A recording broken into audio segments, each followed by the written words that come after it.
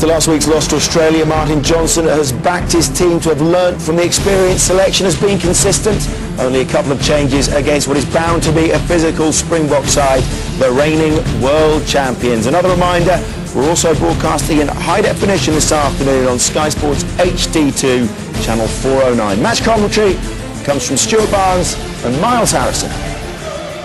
So a repeat of the World Cup final, but not many left from that day in Paris 13 months ago. Just 3 starters for England, 7 for South Africa, with the road to the next World Cup already being navigated. And much more important for England than any possible thought of revenge for losing their hold on the Webb Ellis Trophy is to start to show that the lessons of last week's defeat to Australia have been learned, Stuart. Yeah, well, discipline is the word on most people's lips, but the taking of chances is equally vital today. Better support and more intensity at contact is required, where men like Bakkies Botha and Schalkberger are world-class operators. But the Boks are missing a few world team contenders, and anything but victory at Twickenham will constitute an awful start to the coaching career of Martin Johnson. Well, Martin Johnson promised stability in selection, and that's what he's given his side. One change made by choice, another enforced, and that's at prop, where Tim Payne of London Wasps steps in for Andrew Sheridan, who injured his neck a week ago. Phil Vickery remains at tight head. Lee Mears, hooker, all 3 striving this week to make sure that England are not shoved off the ball again.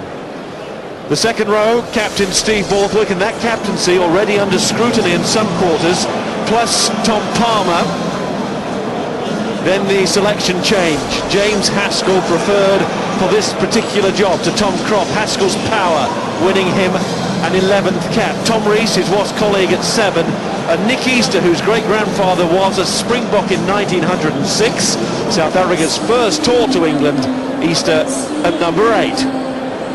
Danny Kerr and Danny Cipriani, the halfbacks. Now, they've made mistakes, yes, but both over the last 2 weeks also doing some pretty promising things too. Ricky Flutie and Jamie Noon looking to mesh at centre. Signs again towards the end of last week's game that Flutie was getting hold of the pace of international rugby. At the back 3, Ugo Monya and Paul Saki on the wings, and Dylan Armitage of London Irish at fullback. Armitage singled out for praise this week by the South African coach Peter de Villiers as the England man to really catch the eye in this Investec Autumn series at Twickenham. Talking of Peter de Villiers, and he's good at talking, he's come up with some great quotes since he took over from Jake White, and this the team that he's putting out today. The Beast, as we'll hear the cry when he takes the ball. Tendai Umtawarira at loose head. Yanni du Plessis flown in this week to be tight head. His brother Hooker Bismarck injured, so captain John Smith wears 2 like the old days. His brief switch to prop put on hold. The most experienced second row pairing in the game, Bakkies Botha and Victor Matfield, history makers, and plenty more bone crunchers in the back row. Schalkberger, remember number 6 in South Africa, is open side flanker. Donnie Rousseau in for the injured Joanne Smith, who was man of the match at Murrayfield, but Rousseau a fine replacement to have. And Pierre Spies at number 8 missed the World Cup, of course, through illness. Scrum half is Ricky January. Like last week, Fourie du Preez injured and unable to make it. Ruan Pienaar being tried as fly half at the moment. Butch James left with Bar. The centres, Jean de Villiers and Adrian Jacobs, both try scorers in the match in Cardiff. Bryan Habana struggling for top form, but it will be typical of him to warm up Twickenham today with a Habana score. No South African has scored more tries against England. JP Peterson, he got 2 in Paris in the World Cup pool game. And Conrad Junches is the Percy Montgomery replacement at fullback in these post-World Cup days. And on the benches for England, Simon Shaw on the verge of cap number 50. Jordan Crane, one of 4 Leicester men in reserve. He's in line for his first cap.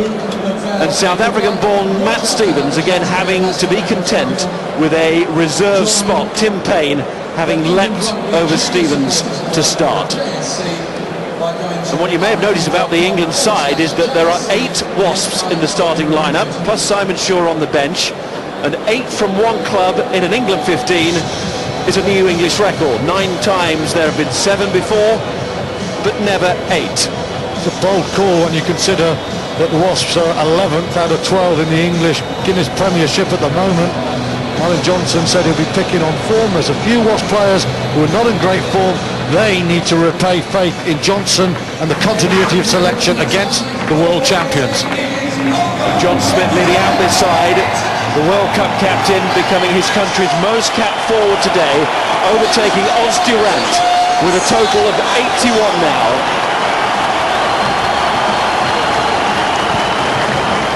Great player, great effort. And South Africa in a year in which they've won in Dunedin against New Zealand, beaten Australia 53 points to 8, yet also finished bottom of the Tri-Nations table. It's been a mixed year for them. Mixed year for South Africa, but another towering one for that man, Victor Matfield, undoubtedly one of the outstanding rugby players in the world. Almost certainly the world's leading line-out player, man of the match in the World Cup final. South Africa's hopes are inextricably linked to the soaring Matfield. And also far from convincing on this tour against Wales and Scotland. And it will be the Lions next year for South Africa. Before then, they try and finish here at Twickenham with one more shot at the English. England about to enter the Twickenham glare again, determined not to squander their chances and improve their discipline.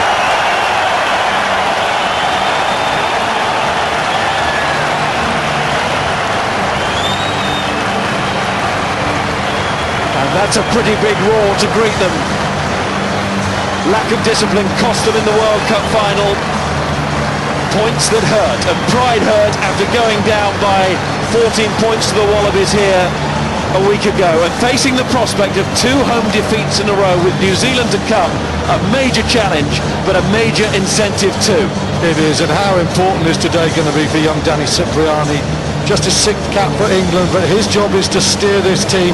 He's had an indifferent start to the autumn series, but this is a guy who divides the English rugby nation. He's confident, he backs himself. For those who love the kick in fly half, he's the devil. For those who love a bit of devil in the fly half, he's the future of England. England needs Cipriani purring today. Can England tidy up the line-out? Can they get the scrum on full power? Can they show the width in their game that they're looking to play with? Can they sharpen their kicking game, their kicking chase when they're running back? All these points. Problems last week. It cost the side. But despite all of that, England could have won last week. Will they this? Suggestions of tiredness in the South African camp. One last end-of-year effort for them. But equate that to a lack of effort, and you would be totally wrong. Here are the anthems. Please stand for the national anthem of South Africa.